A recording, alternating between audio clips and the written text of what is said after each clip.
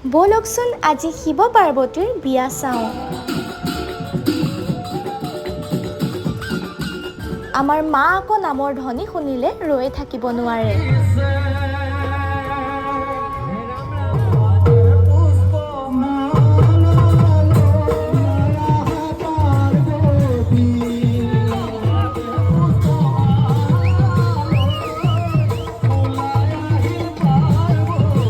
মই কৈছিলোনে হৰ পাৰ্বতীৰ বিয়া দেখাম বুলি?